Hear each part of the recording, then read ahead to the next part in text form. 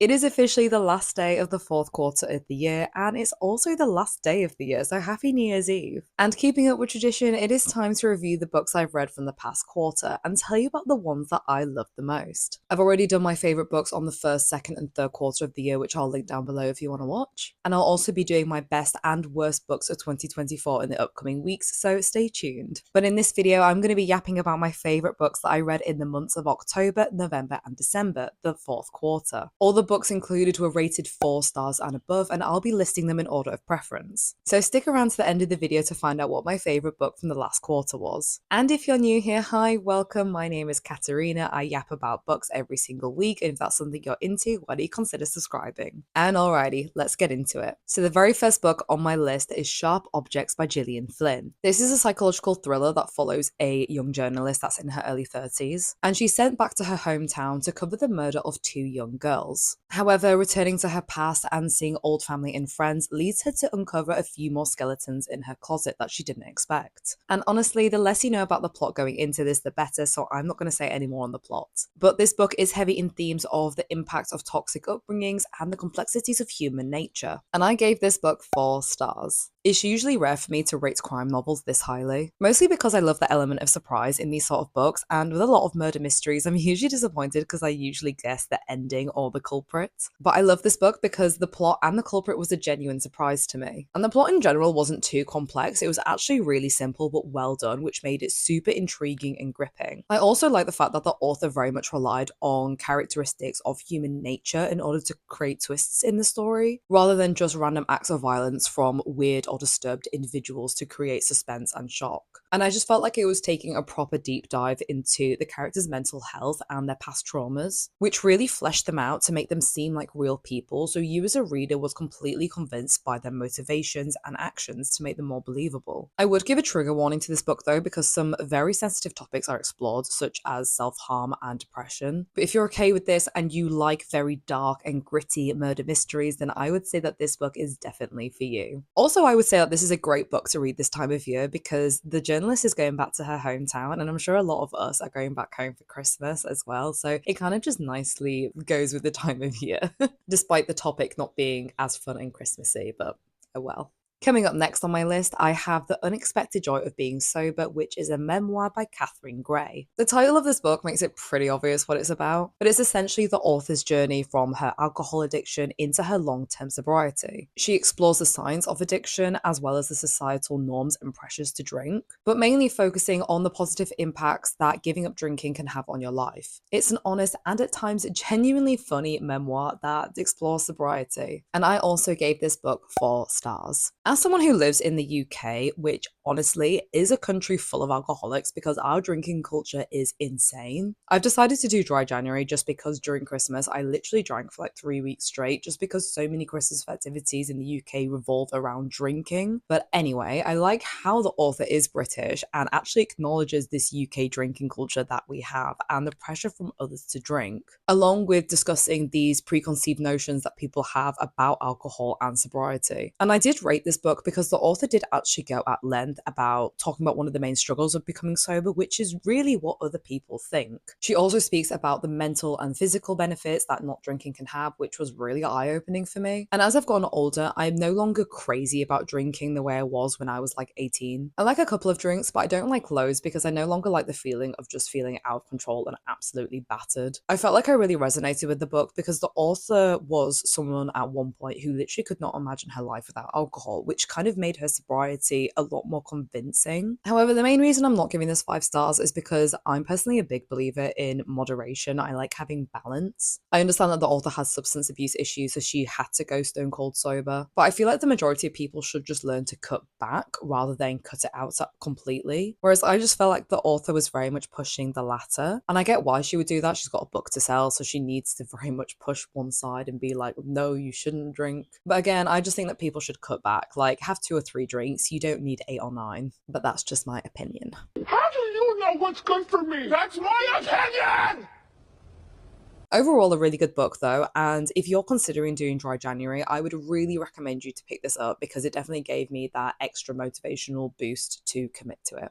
The third book on my list is a short story collection, and that's Walk the Blue Fields by Keegan. So all of these tales are set against the backdrop of a rural island, and to be honest, they're all a little bit sad just because they're all revolved around themes of longing, loss, betrayal, etc. And we get a very raw and honest look into the characters of these stories, showcasing how multidimensional they are and the complex dynamics they have with other people around them. And it's just a very tender look of Ireland's people, community, its landscapes, all of which are linked by very raw emotion and layered history. And this is yet another book I gave 4 stars to. If you've been watching me for a while, you'll know that I'm not really a fan of short story collections just because I find that they end too soon before I have time to sink my teeth into them, or that all the stories are just too similar, so they just seem to blur in and out of each other. But this book was really, really good. All the tales here felt very distinct and memorable, and I honestly think this was because a range of experiences and emotions were explored throughout the book. For example, we have yearning through unrequited love, regret from marrying the wrong person, longing over a child, and much more. I'm also just obsessed with this writer in general, just about the way she writes about Ireland. She makes it just feel so mystical and mysterious, whilst being so incredibly melancholic at the same time. And this is such a weird way to describe it, but hear me out. It kind of feels like Game of Thrones, but just without the magic and like set in modern day. Maybe because she never writes about technology, so it just feels very otherworldly, and at the same time just being very grounding and relatable, if that makes any sense. I feel like if you've read her work, you'll know what I mean, but in any case, yeah, fantastic book and one that I would definitely recommend if you like short story collections. Moving on, the next fantastic book on my list, which is one I actually have just finished reading, is No Longer Human by Osamu Dazai. This is a semi-autobiographical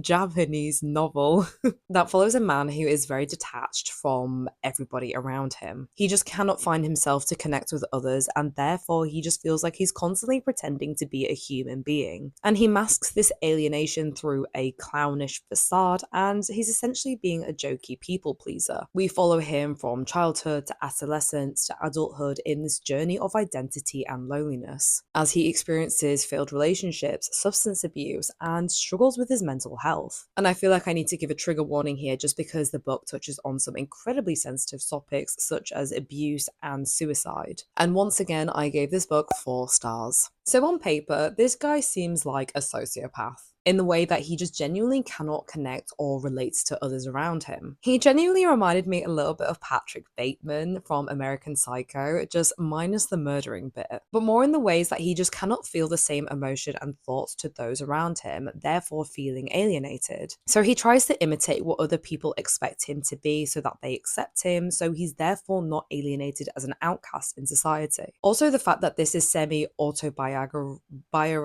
I can't say the word.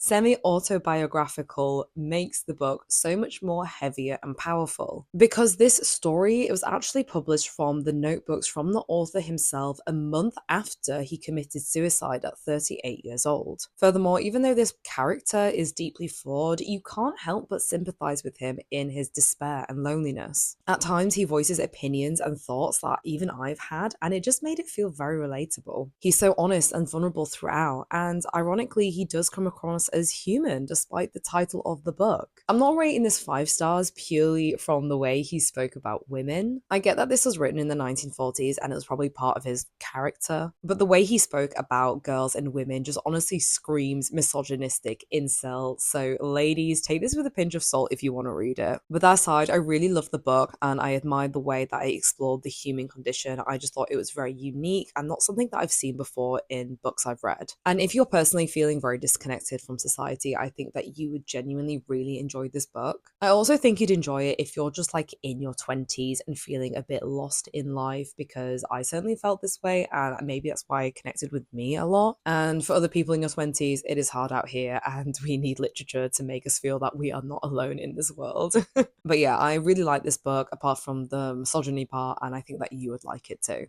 For my fifth book, we actually have another Claire Keegan book, and that's The Forester's Daughter. So this book is part of Faber Stories, which is actually a series of short stories written by a variety of different authors, and this is Claire Keegan's one. This story is actually included in Walk the Blue Fields book, but I had no idea of this because I read this book first before I read Walk the Blue Fields. So I just wanted to point that out there in case you wanted to read this book and also Walk the Blue Fields, because it's already in there, so you don't need to buy both. But anyway, this book is set in rural Ireland and it follows a forester and his wife. And this couple silently endure a loveless marriage full of disappointment and regret. Between them, they have 3 children who have all been raised in the shadow of their unspoken tensions. And this leads the whole family into living a life of loneliness in order to upkeep public appearances. However, one day secrets begin to unravel when the father finds a dog in the woods and he gifts it as a pet to his eldest daughter. And I'm a Keegan fan through and through, and I rated this book 4.5 stars. I literally read this book in one sitting, not because only of how short it was, but because it was so captivating. It's filled with such unique imagery and delicate metaphors, and I was honestly just hooked from the first page. One of the reasons I really love this author is because she just makes the most mundane characters just seem so multidimensional and fascinating. Throughout the novella, we follow all the perspectives of all the family members, even the dog at one point, which was honestly really fun. And her talent to flesh out the most simple characters to make them seem so flawed and complex lets you as a reader really sympathize for them and connect to them on a different level, as the expectations and emotions that these characters have are so universal that you can't help but relate to them. And you feel this conflict within you because even though that you know that some of the characters are in the wrong, you can't help but root for them because you know them all so intimately by the end. And I feel like this is just a sign of talented writing in order to make characters so layered. Overall, it's a melancholic tale with a sorrowful ending, but it's just incredible and I loved every single second of it. So if you're unsure about whether to pick up Walk in the Blue Fields, I would actually recommend you read this book first, because this book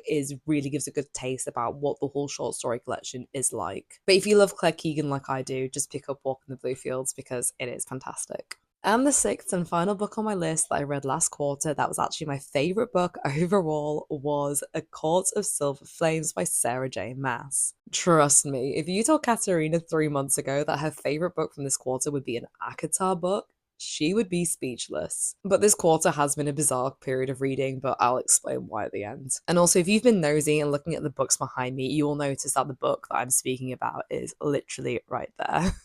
Anyways, this is the latest book in the series, and in this one we follow the perspective of Nesta, who was the previous main character's sister. We also follow Cassian, who is a Fae warrior and yet another fictional character that I am in love with. But this novel mainly centers around Nesta, and we witness her grapple with a lot of guilt and heavy trauma that she's experienced throughout her life. And the story is really a journey of her recovery and self-acceptance as she faces internal challenges as well as external political threats, as well as showcasing her complex journey with Cassian, who is helping her heal. This book is heavy in themes of resilience, the process of healing, and the power of family and friends. And I also rated this book 4.5 stars. Honestly, I really love this book because I just felt genuinely so excited to read it. It just gave me that nostalgic feeling of being a teenager where you're up in bed till 3 a.m. every night just wanting to finish the book because you have to find out what happens next. I also previously hated Nesta in the other books just because I just found her to be such a dick. But in this book, we finally get an insight into her thoughts and motivations, which kind of explains more about who she is and why she's done the things in the past. And it also just gave her really good character development, which I honestly lap up every time. I also just absolutely adore Cassian. I think he's my favorite character in the series, and I just love an unserious man. And the chemistry that these two have is just phenomenal. Like, it is one of the best enemies to lovers that I have read in a long time, which is honestly my favorite romance trope. If it's done well, I will eat it up. Speaking of lovers, I can't not talk about how much smut this book has. If you thought the previous books had a lot, it is nothing compared to this one. But I'm not going to yap about spice levels because this is not book talk. And honestly, I love this book overall because I thought the plot was just fantastic. Like, there were some action scenes in this book that genuinely gave me chills and was so good that after I finished reading a scene, I just went back and reread it because it was honestly so good. I love the characters, the dialogue, the development, and this was one of the best fantasy novels that I've read in a long while. You're probably thinking, why are you not giving it 5 stars then? And honestly, it's because that I found the villain in this book to be repetitive like all the others. I'm kind of wanting something new at this point. Like, I'm on the 5th book. Give me a different character motivation for the villain. Like, I'm getting a little bit bored. But apart from that, overall stunning book, and I really enjoyed it. And those are all my favourite books for the final quarter of 2024. In these best books videos, I usually have like 8 or 9 books to talk about, but in this video I literally only had 6. I'm not gonna lie, the past quarter of reading has been a flop for me. Like, in October and November, I barely read any books that I liked. The majority of these books actually came from December reading because thank God I actually finished on a high. Otherwise I would have had nothing to talk about in this video. So I'm hoping for a better quarter for next year. Fingers crossed. That being said, have you read any of these books that I mentioned? And if so, what did you think of them? And if not these books, let me know in the comments below what books you did read this past quarter that you really liked in order to give me some recommendations for the new year. If you like this video, please give it a like down below. It really helps my channel out. And feel free to subscribe if you like what I yap about, because I make new videos talking about books every single Tuesday. Feel free to also follow me on Goodreads. I update what I read about in real time on there. And also feel free to follow me on my Instagram. I post more personal stuff on there, but I also post about books as soon as I finish reading them, so you can see what I've rated them out of 10 and also what they're about. And once again, thank you so much for being here. I really appreciate your love and support. I cannot believe it is now the final day of 2024. Where is this year gone? I'm wishing you all lots of love and success in the new year of 2025, and I will see you next week for a new video. Thank you so much for watching. Bye!